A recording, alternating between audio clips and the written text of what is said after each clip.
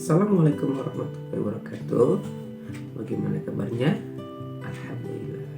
Semoga semuanya selalu dalam keadaan sehat walafiat ya. Perkenalkan, nama Bapak Anang Supriyatna.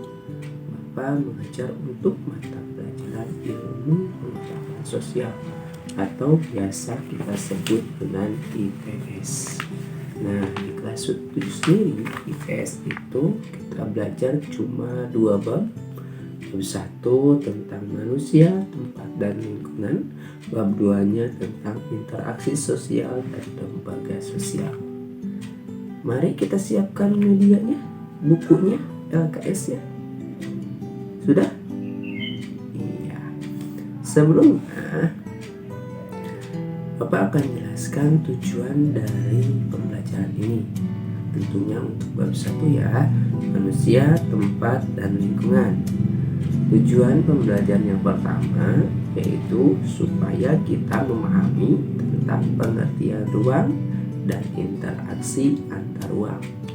Tujuan yang kedua itu menjelaskan tentang pengertian ruang dan interaksi antar ruang. Ya, jadi setelah pembelajaran ini dilaksanakan atau diikuti, kita jadi tahu tentang apa itu ruang dan apa itu interaksi antar ruang. Ya, di sana terdapat tempat, manusia, dan lingkungannya. Untuk lebih jelasnya, kita simak penjelasan dari manusia, tempat, dan lingkungan melalui media pembelajaran berikut ini. Simak dengan baik ya. Nah, berikut adalah pemaparan materi ajar yang pertama berkaitan dengan tempat, manusia, dan lingkungannya. Bab 1, tempat, manusia, dan lingkungannya. Nah, ada yang tahu apa itu manusia? Tentunya kita akan beragam-ragam jawaban ya dalam menjawab pertanyaan ini. Kita samakan jawabannya. Manusia adalah makhluk yang sempurna karena diberikan akal untuk berpikir dan menyadari bahwa manusia itu berbeda dengan makhluk-makhluk yang lainnya. Ya. Nah, kita itu adalah makhluk yang sempurna. Salah satunya dicirikan dengan kita diberikan akal dan pikiran ya, untuk menyadari bahwa kita ini adalah makhluk Tuhan yang berbeda dengan yang lainnya. Selanjutnya, manusia disebut juga sebagai makhluk individu dan juga sekaligus makhluk sosial yang sulit dipisahkan dengan manusia lainnya. Karena itu manusia tidak dapat hidup sendiri. Ya, manusia itu tidak dapat hidup sendiri.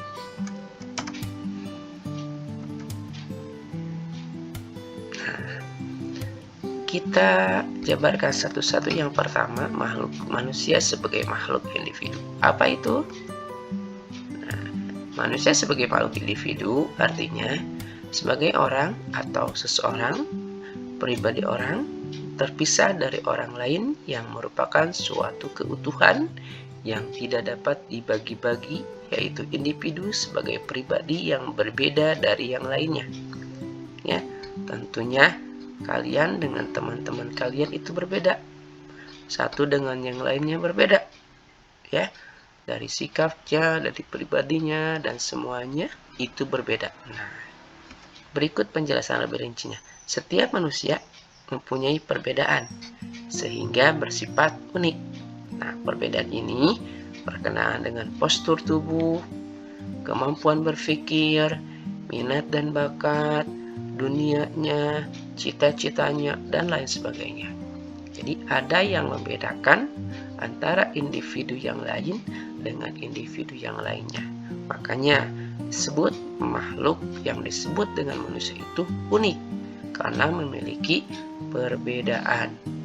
Ya, meskipun individu itu kembar, ya, dilahirkan dari ibu yang sama, tapi tetap mempunyai perbedaan, baik itu perbedaannya fisik, kemampuan berpikirnya, minatnya, ya. Jadi manusia itu di dunia ini tidak ada yang sama, itu sebagai makhluk individu.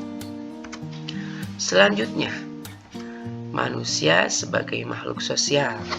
Bagaimana sih penjelasannya? Berikut. Manusia sebagai makhluk sosial artinya adalah bahwa manusia dalam kehidupannya selalu berhubungan dan membutuhkan orang lain untuk saling berbagi sumber daya mereka yang miliki. Nah, manusia sebagai makhluk sosial adalah sebagai individu pribadi yang selalu bergantung dan membutuhkan orang lain ketika ia tumbuh dan berkembang dalam lingkungannya. Ya, jelas ya. Jadi manusia itu tidak bisa hidup sendiri, membutuhkan orang lain untuk menunjang kehidupannya. Contoh kecil, kita di rumah, kita membutuhkan ayah dan ibu, ya, membutuhkan ibu untuk mempersiapkan kita sehari-hari, baju dan sebagainya, membutuhkan ayah untuk apa, ya, untuk mencari nafkah, ya, membutuhkan teman-teman, ya kan, untuk apa, untuk menemani dikala kita bermain dan sebagainya. Jadi manusia itu tidak bisa hidup sendiri, makanya manusia disebut dengan makhluk sosial. Nah, selanjutnya kita akan bahas tentang tempat. Ayo, siapa di antara kalian yang tahu pengertian dari tempat? Ada yang tahu? Nah, mari kita simak bahasannya bersama-sama. Tempat. Apa sih itu tempat?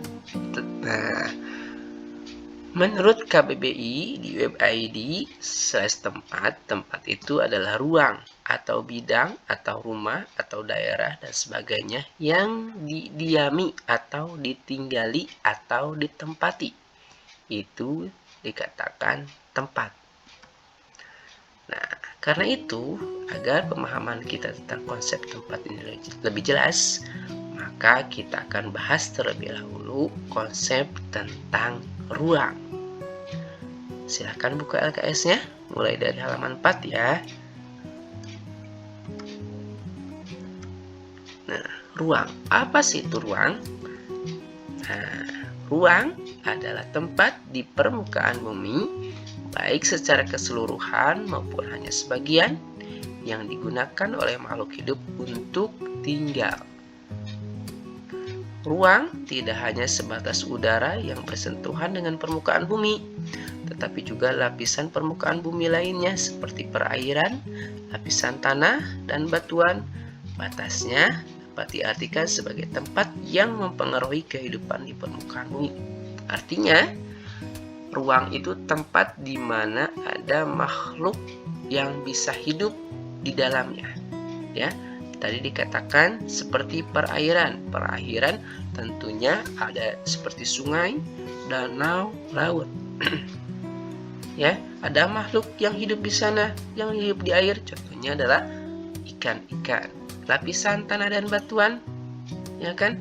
Tentunya ada makhluk hidup yang tinggal di sana. Contohnya cacing-cacing dan seterusnya. Ya, jadi ruang itu diartikan sebagai tempat di permukaan bumi, baik secara keseluruhan maupun hanya sebagian, yang digunakan oleh makhluk hidup untuk tinggal. Selanjutnya ada interaksi antar ruang. Apa sih itu interaksi antar ruang? Coba kita bahas. Setiap ruang di permukaan bumi ini tidaklah sama karena memiliki ciri khas tertentu yang membedakan antara satu wilayah dengan wilayah yang lainnya. Nah, karakter atau ciri khas ini yang kemudian menciptakan keterkaitan antar ruang di permukaan bumi. Perbedaan karakter atau ciri khas ini yang menyebabkan adanya interaksi antar ruang antara satu ruang dengan ruang yang lainnya. Contoh, permukaan bumi ini terbagi dari beberapa daerah. Ada yang disebut dengan dataran tinggi, dataran rendah, gunung, pegunungan, dan sebagainya. Tentunya ciri-ciri dari setiap daerah, dari setiap tempat ini berbeda. Nah, perbedaan inilah yang menyebabkan keterkaitan antar ruang dan adanya interaksi antar ruang. Nah, demikian penjelasan untuk pertemuan kali ini. Ada satu pertanyaan yang Bapak akan tanyakan kepada kalian. Apa itu pertanyaannya? Demikian. Nah, ini dia pertanyaannya. Apa yang dimaksud dengan interaksi antar ruang? Barusan sudah dijelaskan ya. Nah, ini adalah pertanyaan untuk pertemuan yang pertama. Apa yang dimaksud dengan interaksi antar ruang? Demikian untuk pertemuan kali ini. Semoga bermanfaat. Disimak videonya dengan baik, dipahami dengan baik, dikerjakan tugasnya ya. Demikian. Nah, demikian pemaparan dari materi ajar yang pertama. Bagaimana? Menarik bukan? Tentunya menarik ya, karena semua itu ada di lingkungan kita sehari-hari. Nah, untuk pembelajaran kali ini dicukupkan sekian. Jangan lupa jaga kesehatannya, semangat dalam belajarnya ya.